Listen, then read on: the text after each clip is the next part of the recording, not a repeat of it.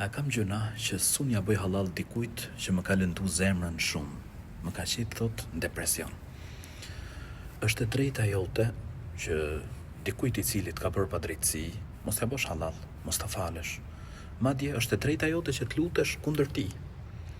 Por mos harro se Zoti I gjatësisë na thot në Kur'an wal afina anin nas wallahu yuhibbul muhsinin, dhe ata që I falin njerëzit, Allahu I do mirëbërësit.